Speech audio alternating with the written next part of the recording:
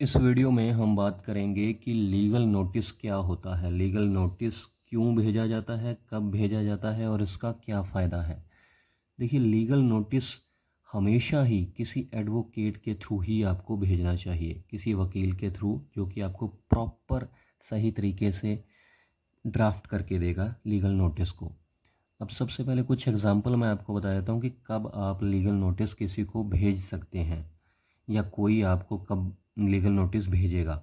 जब कोई आपके साथ धोखाधड़ी करता है, अगर कोई आपको धोखा देता है किसी भी तरीके से, तो आप उसको लीगल नोटिस भेज सकते हैं। या आपका कोई पैसे का लेन देन है, आपने कोई किसी को पैसे दिए लेकिन वो आपको वापस नहीं कर रहा है, तब आप उसको लीगल नोटिस भेज सकते हैं। अगर कोई आपको चेक देता है, किसी ने आपको पैसे देने हैं और किसी ने आपको चेक दिया है और वो बाउंस हो जाता है, तब भी आप लीगल नोटिस उसको भेज सकते हैं।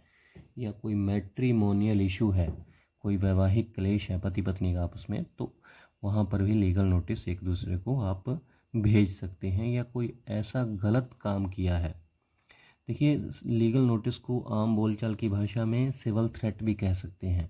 सिविल थ्रेट का मतलब होता है कि एक तरीके से सामने वाली पार्टी जिसको आपने लीगल नोटिस भेज रहे हैं, अगर उसने कोई गलत काम किया है तभी आप लीगल नोटिस भेज रहे हैं, तो उसको एक डर पैदा हो जाए कि मैंने गलत काम किया है तो अब मुझे पनिशमेंट मिल सकती है, मुझे कोर्ट जाना पड़ सकता है या मुझे जेल जाना पड़ सकता है। तो उसके लिए लीगल नोटिस आपने भेजा, तो उसमें डर पैदा हो जाता है, तो वो कॉम्प्रोमाइज़ करने के लिए सोचता है। तो ये लीगल नोटिस का फ़ायदा है।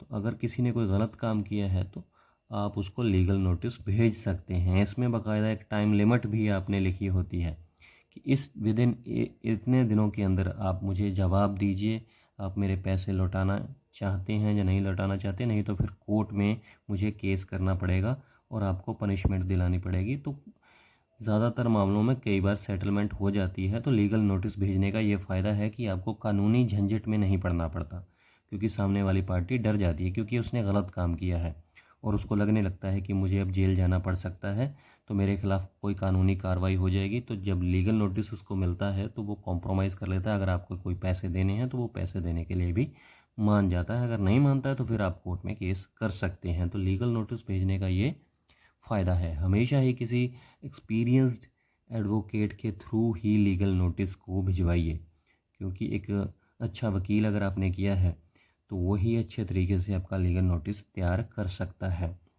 इसमें पूरी अपने केस की मतलब पूरी डिटेल आपने लिखी होती है लीगल नोटिस में कि ये इस कारण से आपको लीगल नोटिस भेजा जा रहा है, या ये इतने मैंने आपसे पैसे लेने थे, ये मेरा लेन देन था, लेकिन आपने यह गलत काम किया है या कोई और भी गलत काम किया है, या फिर आपने चेक दिया था वो बाउंस हो गया है, उसके लिए आपको लीगल नोटिस भेजा जा रहा है।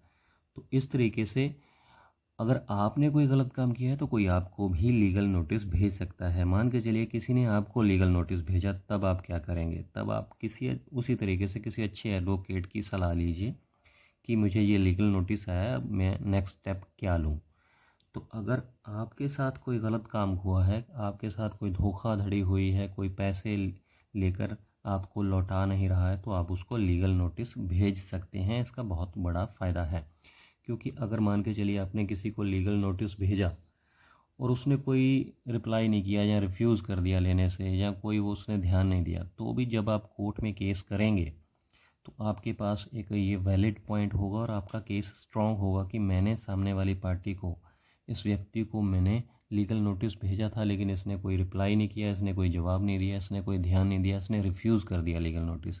तो यहाँ पर भी आपका केस मजबूत होता है लीगल नोटिस भेजने के कारण।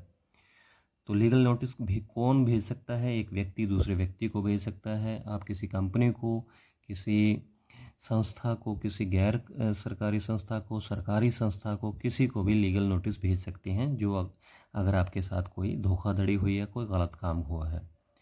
तो उम्मीद करता हूँ आपको लीगल नोटिस के बारे में जो मेन पॉइंट्स थे उनके बारे में क्लियर हो गया होगा। अगर फिर भी कोई कन्फ्यूजन रह गई हो तो प्लीज़ कमेंट करके ज़रूर बताइएगा, और जाने से पहले कमेंट करके ये भी बताइएगा ये वीडियो कैसी लगी।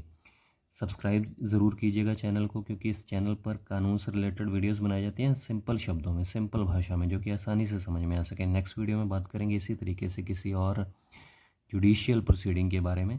तो चैनल सब्सक्राइब कीजिएगा, लाइक ज़रूर कीजिएगा अगर अच्छी लगी वीडियो, और कमेंट भी कीजिएगा। शुक्रिया, धन्यवाद।